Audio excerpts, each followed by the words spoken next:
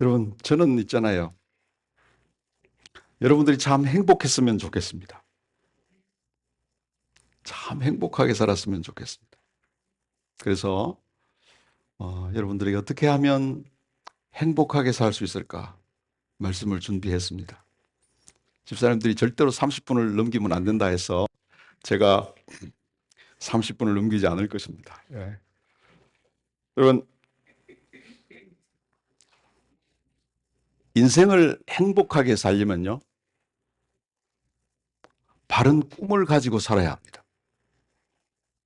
저는요, 무엇을 생각하는가, 비전이 여러분의 인생을 결정짓는다고 생각합니다. 제가 우리 집사님 읽으신 말씀인데요. 참 좋아하는 성경 말씀입니다.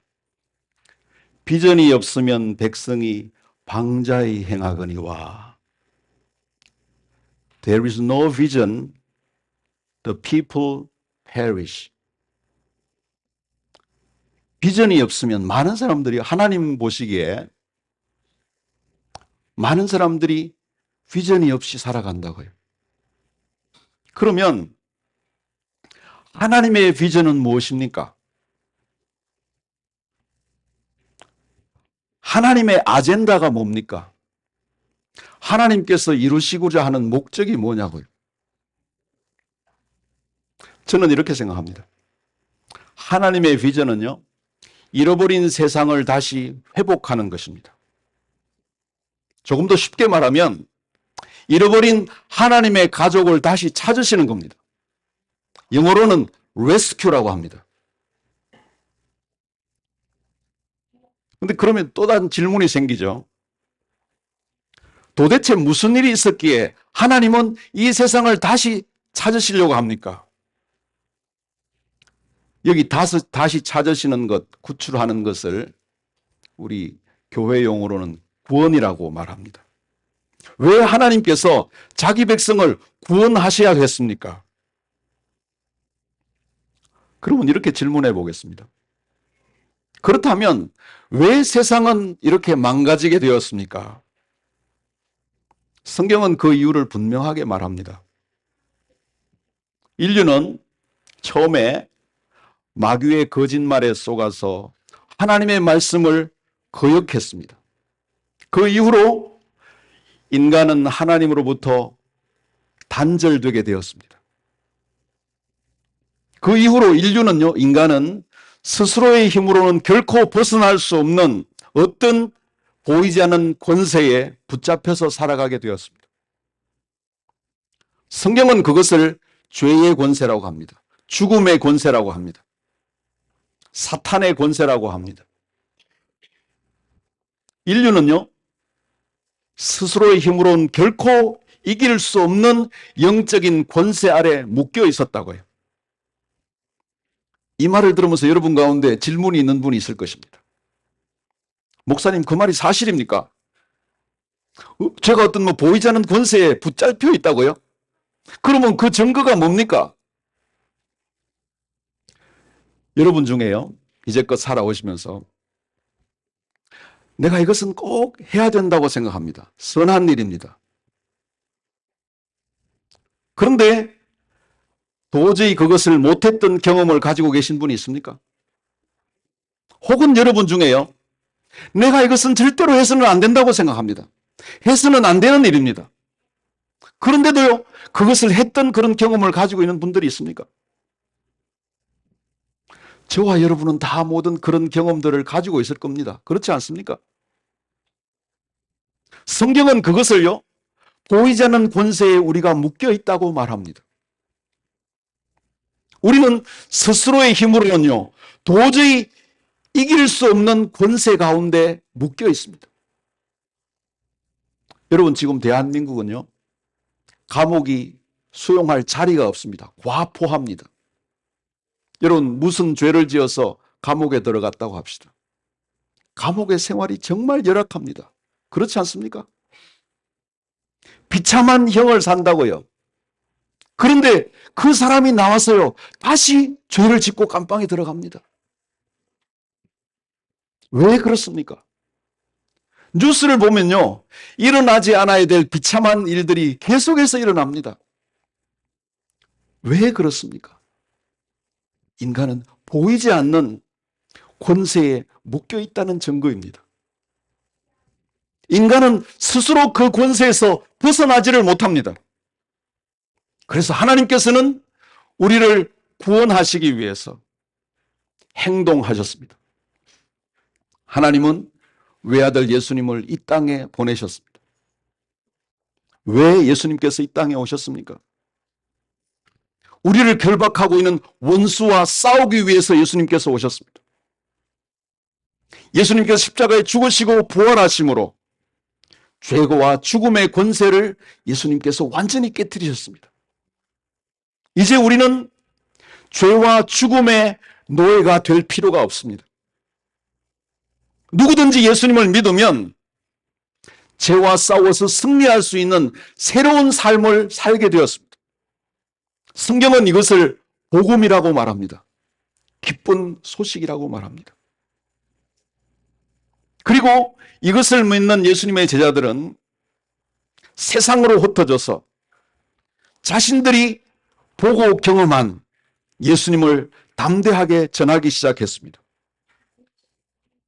그들의 비전은 무엇인가 하면요, 이 망가진 세상을, 이 세상에 기쁜 소식을 전하는 것이었습니다. 저는 오늘 여러분들에게 지도를 2개 보여드리려고 합니다. 지도를 통해서 하나님의 비전이 어디 있는지를 말씀드리려고 합니다. 여러분들이 보시는 지도는 서기 1107년 로마 제국의 영토에 관한 지도입니다. 이때가 로마 제국이 가장 강성했던 때였습니다. 제일 왼쪽에 위에 보면 영국이 보이지요. 그 당시 영국은 브리타니아라고 불렀습니다. 지금의 스코틀랜드는 그 당시에 칼레도니아라고 불렸습니다. 로마 제국은 그까지 영토가 미치고 있었다고요. 북쪽 끝이죠. 로마 제국은 역사상 가장 강력한 제국이었습니다. 지도를 보시면 붉은색이 로마의 영토고요, 흰색은 바다입니다. 지도를 보시면 로마 제국은 유럽 전체와 북아프리카 그리고 지금의 중동 지역 모두가 포함되어 있습니다. 당시 로마는요, 상상을 초월하는 거대한 제국이었습니다. 혹시 로마에 가보신 적이 있습니까? 로마 제국의 중심이 되는 로마는요, 사실 초라한 도시입니다. 로마는요, 특별한 천연 자원이 없습니다. 작은 도시입니다. 기후도 그렇게 좋은 편이 아니고요, 습기가 많고 한때로는 말라리아가 유행했던 곳입니다. 그런데도요, 이 작은 도시 로마가 세계 최강대국 로마 제국의 중심이 되었습니다. 어떻게 그런 일이 가능했을까요? 여러 가지 이유가 있겠지만은 가장 큰 이유는 이것입니다. 바로 로마의 군대입니다. 로마의 군대는요, 그 당시 세계 최강이었습니다. 로마 제국은요, 강력한 힘을 가지고 있었다고요. 예를 들면 그 당시에 로마와 지금의 영국과 전쟁을 하는 것은 요즘 마치 이라크와 미국의 군사력을 비교하는 것과 같습니다. 로마는 군대와 무력으로 폭력을 상징했습니다. 그렇게 성장했다고요. 전쟁과 정복을 통해서 로마는 세력을 넓혀갔습니다. 어떻게 로마가 성장했습니까? 그것은 바로 욕망 때문입니다. 로마를 움직이는 동력은 권력을 향한 욕망입니다. 더 많은 땅을 차지하기 위해서입니다. 더 많은 노예를 얻기 위해서입니다. 더 많은 자원과 식량을 소유하기 위해서입니다. 그것이 로마 제국이 확장한 방식이었습니다. 이제 두 번째 지도를 보십시다. 이 지도는 초기에 기독교가 어떻게 확장되었는지를 보여주는 지도입니다. 기독교는 예루살렘에서 시작이 됩니다. 주후 30년부터 7세기 초까지 지도는 기독교의 확장을 보여주고 있습니다. 기독교는 처음에 12명이 시작했죠. 예수님이 돌아가시고. 로마는 힘으로 정복하기 위해서 군인들이 갈 수 있는 길을 닦았는데요. 예수님의 제자들은 그 길을 따라서 복음을 전했습니다. 12명의 제자들 중에 11명이 복음을 전하다가 순교했습니다. 기독교는 로마의 모든 영역까지 확장되었습니다. 기독교가 시작된 곳이 예루살렘입니다. 예루살렘 역시 위대한 도시가 아닙니다. 특별할 것이 없는 작은 언덕 위에 있는 마을에 불과했습니다. 그런데 그 작고 보잘것없는 마을에서 교회가 시작되었습니다. 그리고 그 교회는 결국 로마 전체를 변화시켰습니다. 도대체 어떻게 그 일이 가능했습니까? 왜 어떤 방법으로 교회가 그 모진 박해 가운데서도 그렇게 성장할 수 있었습니까? 더 놀라운 것은 주 64년부터 312년까지 로마 제국에서 기독교는요, 일리걸이었습니다. 불법 종교였다고요. 왜 그렇습니까?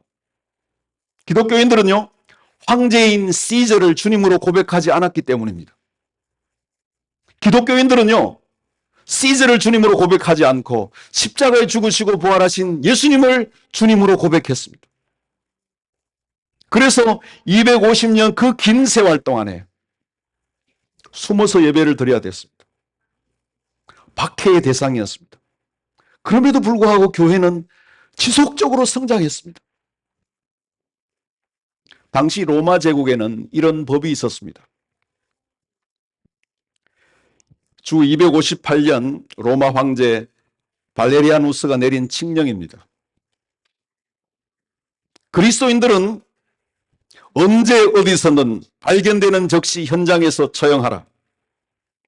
그들의 모든 집회와 모임을 금지한다. 만일 그들이 모여있는 것이 적발되면 즉시 해산시키고 관련자들은 처형하라. 그리스도인들이 모여서 이렇게 예배드리면요, 생명을 걸고 예배를 드려야 됐습니다. 그런데도 교회는 계속해서 성장했습니다. 왜 그렇습니까? 도대체 어떻게 그런 일이 가능합니까?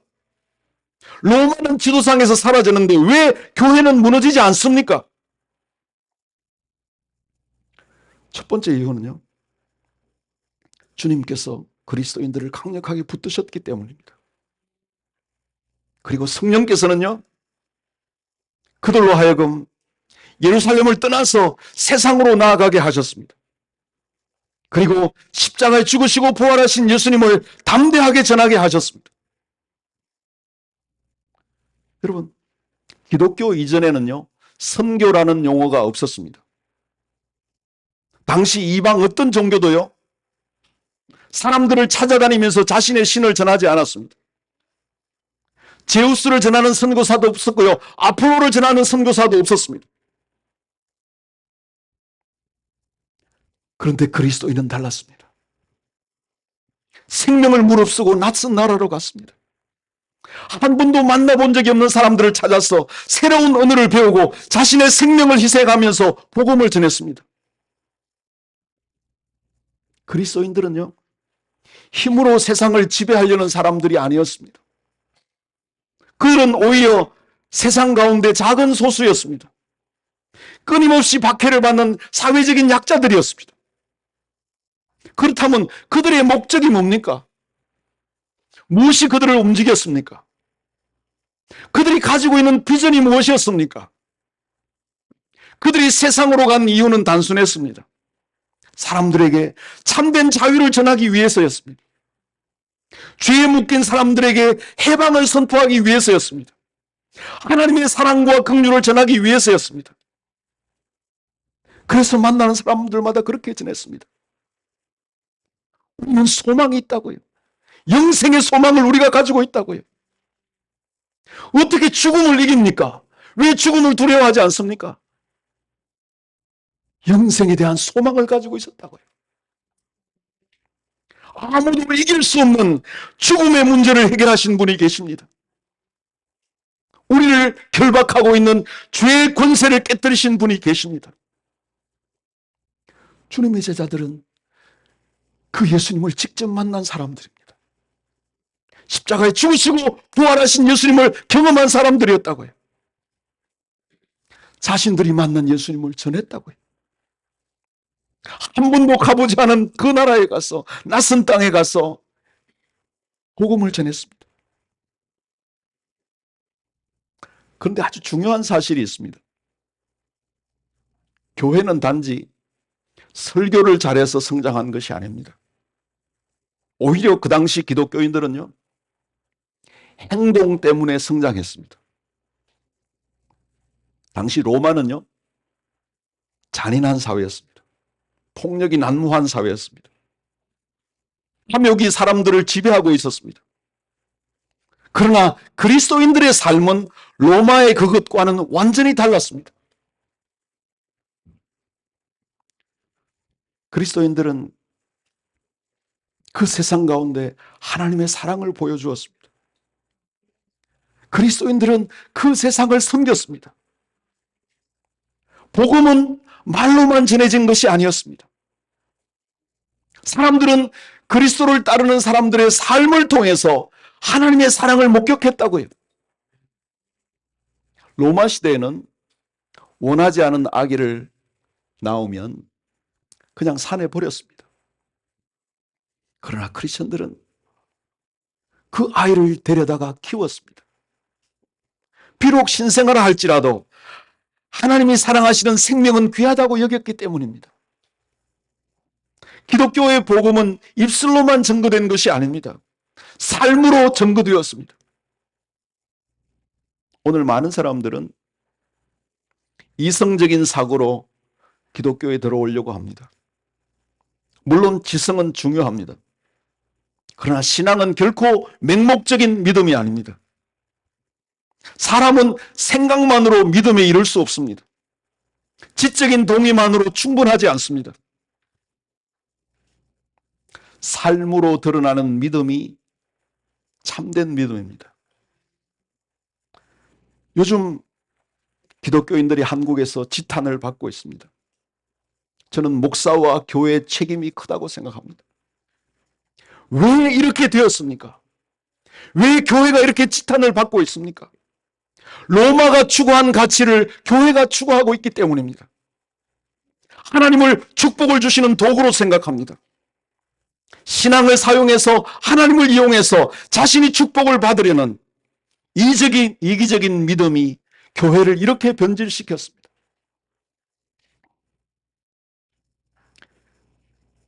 그리스도인들이 세상과 다른 비전과 가치관을 가지고 있는 것을 사람들이 삶을 통해서 볼 때, 그때 교회는 성장합니다. 사도행전을 보면 놀라운 표현이 나옵니다. 사도행전 17장 6절에 보면 가서 소리질러 이르되 천하를 어지럽게 하던 이 사람들이 여기도 이르렀다고요. 세상을 업사이드 다운 했던 사람, 세상을 뒤집어 놓은 사람들이 여기까지 왔다고 말했습니다. 그리스도인들은 세상을 뒤집어 놓았습니다. 초대교회는 그렇게 성장했습니다. 그리스도인들은요, 세상의 문화를 근본적으로 바꿔버렸습니다. 그리스도인들은 로마와 다른 비전을 품고 있었다고요. 그리스도인들이 품고 있었던 비전의 핵심은 십자가입니다.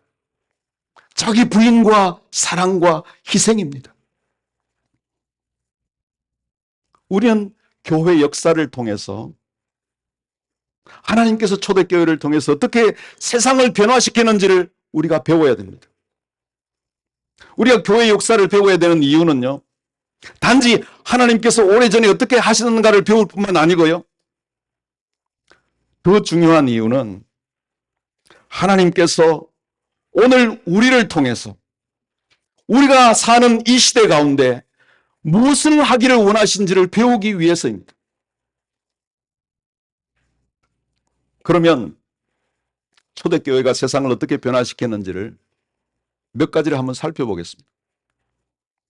첫 번째는요, 유대인과 이방인의 관계입니다. 유대인들은요, 이방인들은 아주 미워했습니다. 이방인이라고 말하면 아브라함의 후손이 아닌 사람, 유대인이 아닌 모든 사람들은 이방인입니다. 선택받지 못한 사람들이죠. 그런데 놀랍게도 복음 안에서 유대인들은 이방인과 형제 자매가 되었습니다. 사도행전 10장 25절을 보면 마침 베드로가 들어갈 때에 고넬료가 맞아 발 앞에 엎드려 전하니, 여기 베드로가 어디를 들어갔죠? 고넬료의 집으로 들어갔습니다. 고넬료는 누구입니까? 이방인입니다. 유대인들은요, 이방인을 무시하고 배척했습니다. 아마도 베드로는요, 이전까지 평생 한 번도 이방인의 집에 들어간 본 적이 없었을 것입니다.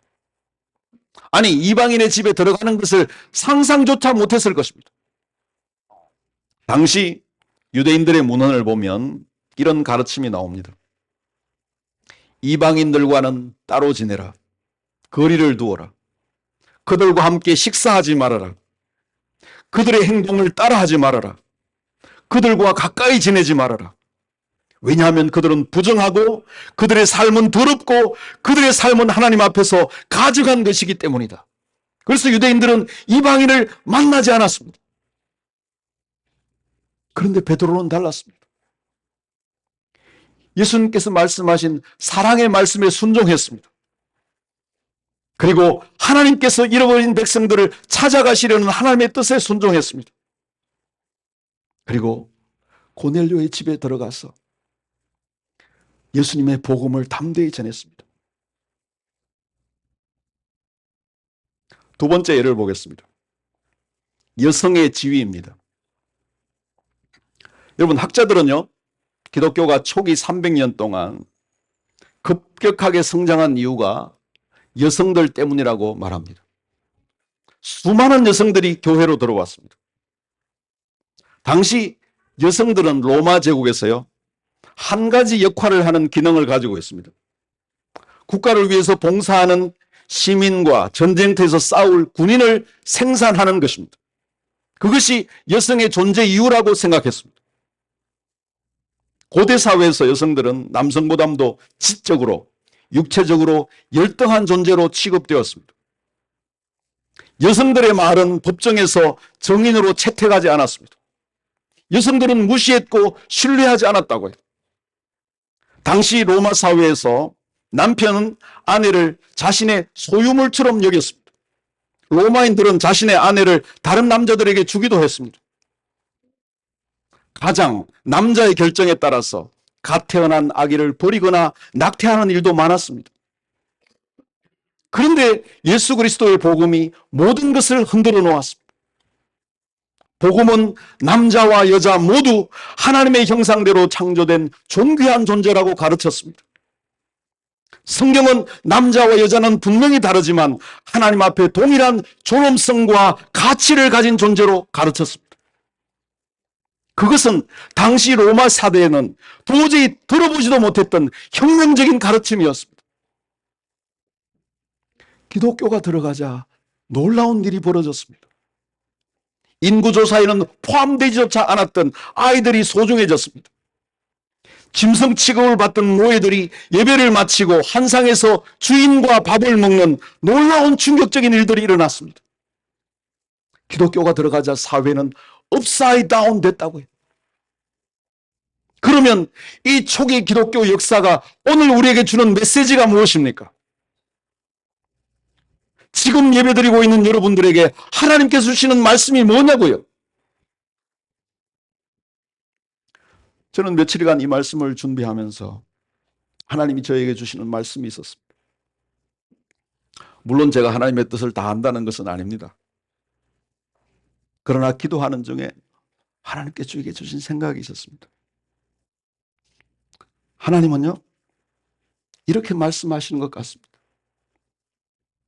너희가 이 세상을 뒤집던 사람이 되어라. 여러분이 살아가는 삶의 현장에서, 가정에서, 직장에서 세상을 변화시키는 사람이 되어라고 해요. 우리는요, 그리스도인들의 부르심은 세상의 빛과 소금이 되는 것입니다. 그리스도인들의 사랑은 세상이 말하는 사랑과 다르죠. 이타적인 사랑입니다. 빛과 소금은요, 자기 자신을 소멸해서 자신의 가치를 드러냅니다. 저는 많은 사람들이요, 주님을 만나기를 바랍니다. 그리고 하나님 나라의 비전을 가지고 인생을 살기를 바랍니다.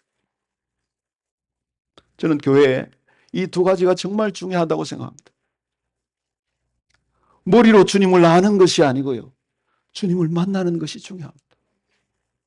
그리고 예수님을 만난 뒤에 여러분의 삶이, 신앙이 성숙하고 자라는 것이 필요합니다. 그런데 한 가지가 더 있습니다. 이 세 번째 단어가 오늘 저와 여러분들에게 마음에 가장 새겨야 될 말씀이라고 생각합니다. 그것은 정인으로 사는 것입니다. 오늘날 교회가 부족한 것이 있습니다. 기독교인들은 말로는 전도하는데 행동은 이기적입니다. 여러분은 말을 믿습니까? 행동을 믿습니까? 우리가 세상에 보여줘야 할 것은 우리의 삶입니다. 내가 예수를 믿는다는 것을 우리의 삶이 보여줘야 됩니다. 그것이 바로 위트니스라고 해요. 그리스도를 믿는 증거입니다. 요즘 우리는 수많은 정보와 말 속에 살고 있습니다. 가짜 정보와 말들이 정말 많습니다. 그래서 현대인들은요, 무엇을 말하느냐보다도 어떻게 살아가는가를 봅니다. 주님은 이렇게 말씀하시는 것 같습니다. 너희는 정말 세상을 변화시키는 삶을 살고 있느냐? 예수를 믿는 사람으로 마땅히 나타나야 될 변화가 여러분의 삶 속에 드러나고 있냐고요. 여러분, 윌리엄 윌버포스를 아십니까? 윌버포스는 영국인이죠. 그 당시 대영제국에서 노예 무역을 폐지하는 데 평생을 바친 사람입니다.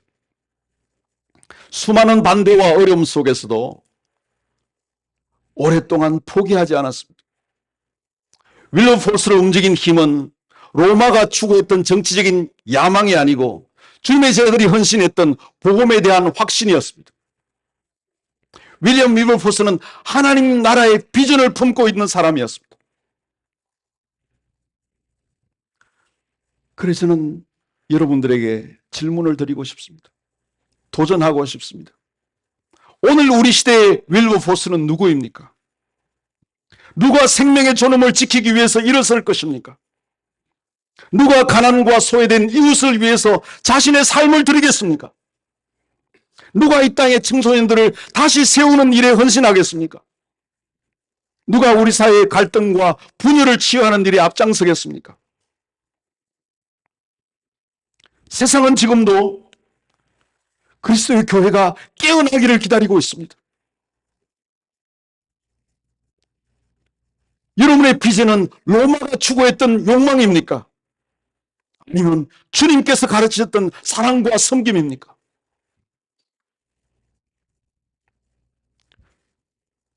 하나님은 오늘 이렇게 우리에게 물으신다고 생각합니다. 너희 마음에 그리스도가 있느냐? 그리스도의 사랑으로 세상을 변화시킬 삶을 살겠느냐? 교회는 이런 비전을 품어야 된다고 생각합니다. 교회는 세상과 다른 비전을 품어야 된다고 해요. 교회의 가치는 건물에 있지 않습니다. 교회의 가치는 사람의 숫자에도 있지 않습니다. 교회의 가치는 바로 저와 여러분들이 품고 있는 비전에 있습니다. 왜 우리가 이 자리에 모여서 예배를 드립니까?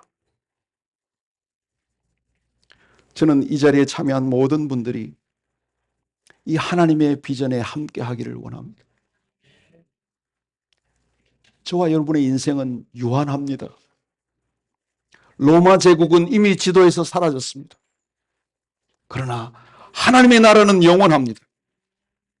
예루살렘에서 시작한 12명은 그 교회는 유럽과 아시아와 북미와 남미 그리고 아프리카를 거쳐서 전 세계에 지금도 확장되고 있습니다. 저는 여러분들이 하나님 나라의 백성이 되기를 바랍니다. 하나님 나라의 비전을 가지고 살기를 바랍니다. 로마와 같이 있다가 잠시 사라지는 인생이 아니고 영원한 하나님 나라의 가치를 추구하며 의미 있는 인생을 사시기를 바랍니다.